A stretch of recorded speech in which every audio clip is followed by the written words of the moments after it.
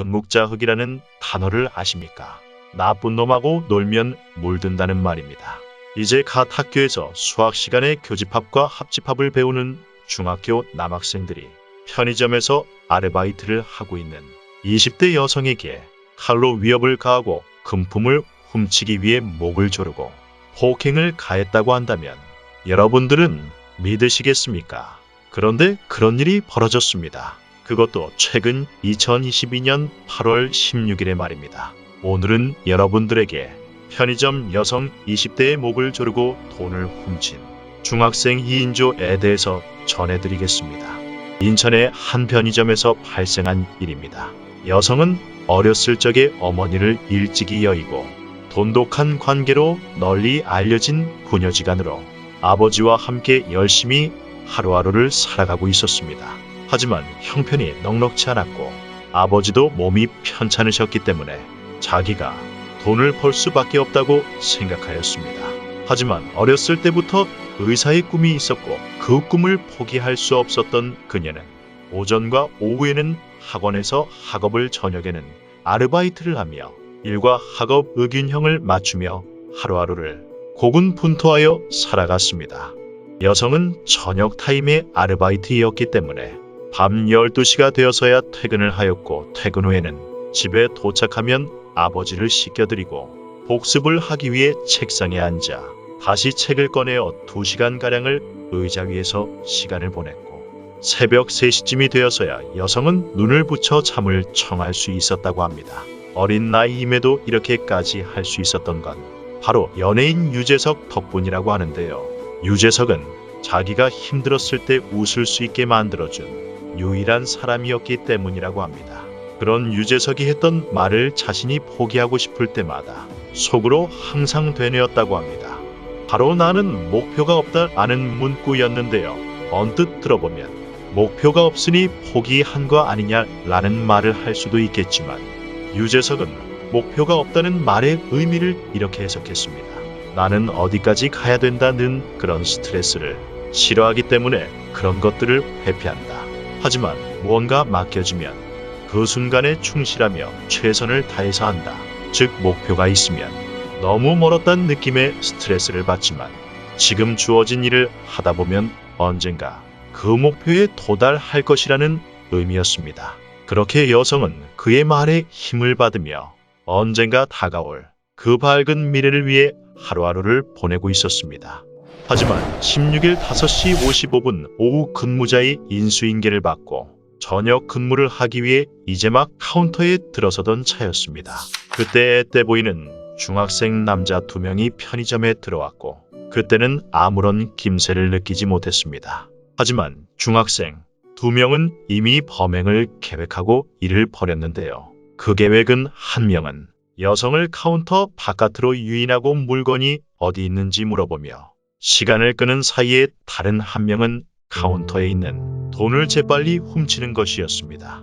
하지만 여성은 중학생의 생각처럼 행동하지는 않았습니다. 그냥 물건이 어디 있으니 거기를 찾아보라는 말을 건네기만 했는데요. 그러자 중학생은 여성에게 욕을 내뱉었습니다. 어디 있다는 거야, 빨리 찾아가며 큰 소리로 여성을 위협했지만 여성 당황해서 할 말을 잃고 당황보다는 황당했다고 합니다. 하지만 이를 크게 만들고 싶지 않았다며 결국 중학생의 뜻대로 카운터를 나오게 되었고 그 물건을 찾아주기 위해 카운터의 반대 끝쪽으로 몸을 옮겼는데요. 그 순간 중학생 일행 중 한 명이 카운터의 돈통을 훔치는 것을 목격하자 뭐하는 거야 꼬마야 라며 돈을 훔치던 중학생에게 따끔한 말을 전하며 달려오고 있었습니다.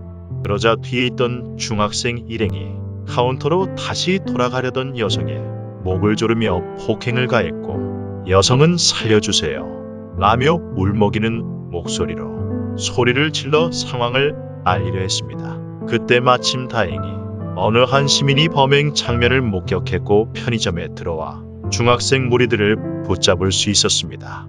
여성은 대체 왜 자신에게 이런 짓을 벌였느냐고 중학생들에게 물었습니다. 하지만 중학생은 그 여성의 질문에 눈도 마주치지 못하며 말도 꺼내지 못했습니다. 그러자 여성은 참았던 눈물을 터뜨렸습니다. 갑자기 자기에게 불어닥치니 상황에 긴장이 풀리자 몸에 힘이 빠져 주저앉아 목 놓아 울었다고 합니다.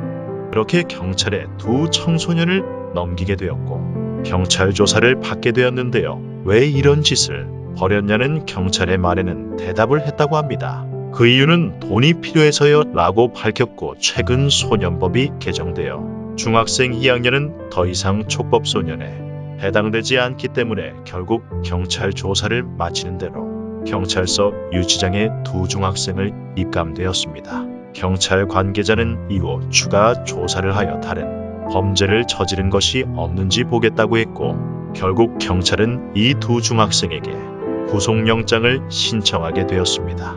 2인 이상의 강도 행위를 실행한 것은 특수 강도로 인정되는데요. 결국 일반 강도죄보다 형량이 높은 3년 이상의 유기징역에 처해지게 되어 사건이 마무리되었다고 합니다. 다행히도 여성은 그 순간 구해준 용감한 시민 덕분에 크게 다치지 않고 병원에 가지 않고 귀가할 수 있었습니다. 일하지 않는 사람은 열심히 일하는 사람에게 먹힌다. 이 인용문은 시간이 지나면서 일반적인 속담이 되었는데요. 그 의미는 과거엔 힘 있는 사람이 약자를 억누를 수 있었지만 현대에는 열심히 하는 사람이 앞으로 나아갈 수 있다는 말입니다.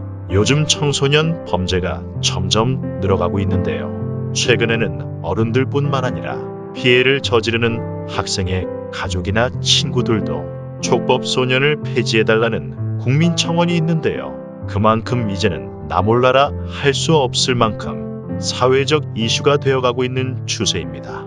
촉법소년이란 제도는 다울촉, 법법, 적을소, 해년이란 한자어를 사용하는데요. 한자의 뜻 그대로 풀이해보면 법이 닦기엔 어린 나이이다 라는 뜻입니다. 그러니까 법대로 처벌하기엔 아직 어려서 다른 방법을 사용해야 하는 소년들을 지칭하는 말입니다. 그렇다면 우리나라는 소년을 어떻게 규정하고 있을까요? 우리나라 소년법에서는 만 19세 미만의 국민을 소년이라고 규정하고 있습니다. 또한 만 19세 미만의 소년은 다시 연령에 따라 각기 다른 처벌을 받게 되는데요. 범법소년과 촉법소년, 범죄소년으로 나뉩니다. 범법소년은 만 10세 미만으로 처벌 불가능하며 촉법소년은 만 10세 이상 14세 미만으로 보호 처분만 받게 되어 사실상 처벌이 불가능합니다. 그리고 범죄소년으로 이제는 처벌이 가능한 연령대인데요.